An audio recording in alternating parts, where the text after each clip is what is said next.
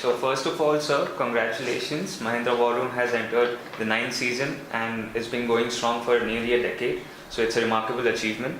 So what, according to you, has changed in terms of the approaches and understanding of the teams with regards to real-world business bottlenecks from the very first event to this event of 2016?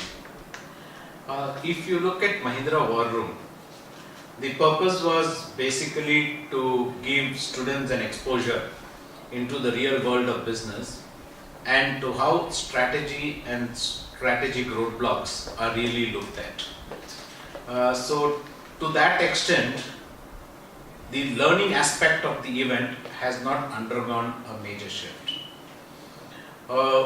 If you look at the way we have branded the event, for the first 4-5 years, it had themes around mythology. And we realized that mythology may be narrowing the whole thing.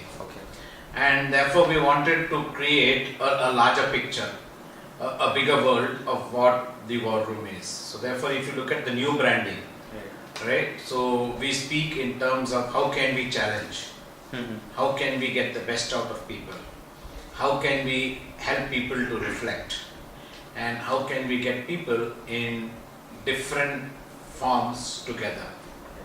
And it's a way by which we crowdsource ideas. Yes. So the event used to happen at the campus. We have a campus winner who comes and there's a CEO round, and then there used to be everybody who used to come. We didn't have the CEO round till 2011. Yes. It was introduced in 2011. So the whole day used to go in this. So some students felt bored, and getting time of senior management for a whole day was quite a difficult thing. So we had to find out how do we use simplicity. Yes. At the same time, how do we ensure that the learning element is not the same. Therefore, in 2011, we split the event into two. So we said there would be a campus round, there would be a CEO round, and then finally there would be a round of 8 teams that get shortlisted. And we also created in between an online event. Yes. So what we realized is that it is ideas that get recognized and not the institute that comes from. So we said that we should allow best ideas. So there was a time when MICA came, I think twice, thrice as nearly as winners, and last year MICA was winners. We had Nasimonji, we had SIBM, right? So the trophy, it was not planned, but the way it emerged, that it went from institute to institute depending upon the uniqueness of idea. Yes. In fact, many of the ideas have been plowed back. And this year we are making a shift. So we said that we will now create the campus event like an online event. Right? So therefore we have a campus shortlist. So we'll shortlist 3 people. So we have got 21 campuses. So there are 63 teams. So we'll create streams. So the CEOs will have an online thing. So, and we have also created standards. Right? So they look at the event very, very differently. Okay? So therefore it creates a mindset change. Therefore the CEOs will recommend people who can go to the platinum round, and there would again be another round. If you have missed out, you have another opportunity to again come back. Okay? So these are shifts that we have made. So the way we have structured the event, it has undergone a change, but the DNA of the event has not undergone much. The quality of case studies has gone up. The themes that in the last 4-5 years, so we moved from a mythology-based theme to a business-based theme, what was core to us. So we had Rise as a theme, then we had innovation, then we had disruptive innovation, then we had infinite possibilities, and this year it's all about embracing paradoxes. Yes. Because we realized that every day we have got to battle with paradoxes. Yes. So paradox is a battle of minds. Yes. How do you win the mind over the way you think is the biggest challenge that we have today. So given the theme of Mahindra War Room this year, as you said, embracing the paradoxes, so what are your expectations from the students of SIBM Pune? It is not SIBM Pune alone. What we would expect any team that participates is how can you really help us to look at the paradoxes in each of our businesses and come out with ideas, because ideas can come out from anyone. And if you look at off late, it is youngsters who create multi-billion-dollar businesses. Yes. So we look forward to that level of thing, where we can short circuit Yes. or we can catapult our journey of being a most admired brand and being amongst the top 50 most admired global brands by 2021. Alright. So there is understandably a lot of uncertainty given the Brexit that happened. So given that Mahindra has a substantial portion of its businesses around UK, around Spain and other European countries, so like for example Club Mahindra and its partnership with HCR. So what do you think would be the roadblock or the potential benefits that will arise out of such situations? See, I don't think Brexit will impact us in a very big way because we don't have manufacturing in a very big way. Yes. Yeah, we are entering the European market, the UK market. Right.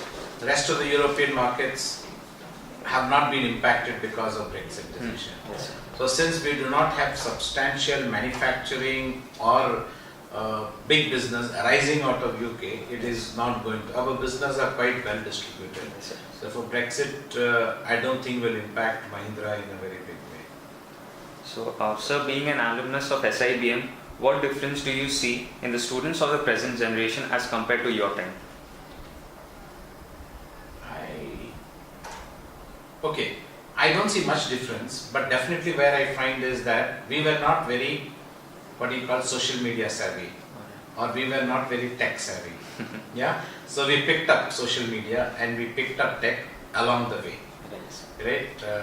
My first, when I used a technology-based study was somewhere in 1988 when I was working in ACC. Right, and we are doing wages for the entire cement industry. So I had to create simulations, etc. That's when I used Excel and right. So after that, it became quite this thing. So PPTs, etc. PowerPoint. Right. So you use different statistical tools. Right. If you take SPSS, etc. We started using it in a very big way. But today, the youth are better prepared. So they are quite social media savvy there. But what is going to be the disruptive technology in the future, I do not know. Right? Will Bitcoins come and revolutionize the way this thing? Will peer-to-peer way of working will create this thing? So is there individualism spreading more than collectivism? At a point of time, collectivism was very high. I cannot say that individualism is a focus of the youth for today because it depends on the culture that you come from. Right? So there's not much of a difference, except that the youth probably are better prepared to manage the challenges of today. So we could manage a challenge at that point of time, but the world shifted rapidly for us. Yes. So finally, sir, SIBM is the beginning of a journey for many of us. So having experienced life on both ends of the table, so how do you feel coming back? And what advice would you give us who are just about to begin this journey or this ascent? See, SIBM gives you the basic. Right? And it's a platform where you get an entry. After that, it expires. Nobody tells you where you are from, what you do, what's a degree, etc. Yes. It's the way you reinvent yourself. Right? So, life is like a butterfly. Butterfly has a very short life.